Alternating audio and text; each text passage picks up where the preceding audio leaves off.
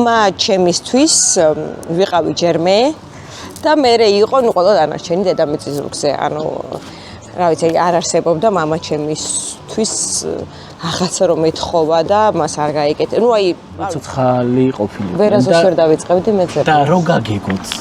ვერც ვკითხავდი, ვერც გაუბედავდი საერთოდ, ვერ დავსვამდი ამ შეკითხვას. თუ გინდა ეს აღუჭა. არა, იყო სახელი და გვარი. ანუ აგერ მამა ჩემის მაქვს სვირინგი. რა უნახი რა მაგარი ტატუა. აქეთ დედა ჩემის. ყველაზე ემოციური და ყველაზე მძიმე ჩემთვის იყო აიშადის ისტორია. წალკაში ყავდათ ქალი დაბმული 9 წელი. 9 წელი ყავდათ დაბმული, 9 წელი აუპატიურებდა სხვადასხვა კაცი. აქცენტი ჭიათურაზე მახსოვს ყველაზე მძაფრად.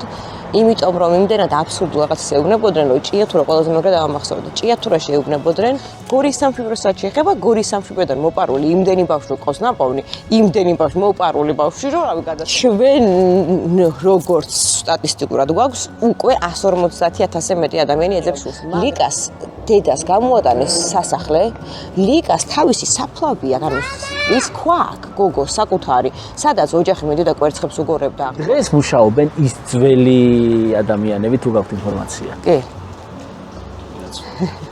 დღეს მუშაობენ კი არა, დღეს არიან სამშობლოების დირექტორები. არის იცით რომ ბიჭები ალბათ 10% ეძებს? ხო, აი მაგას ვამბობ, მამები ნაკლებია. მამები არა, გაშულებული ბიჭები. უი, რატო? ცხონიათ.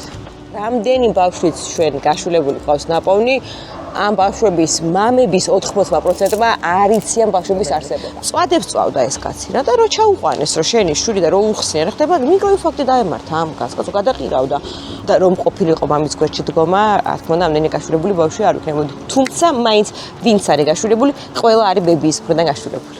დედა არ შეიძლება. აი, დაჯექი მიდი. აბა ბაკა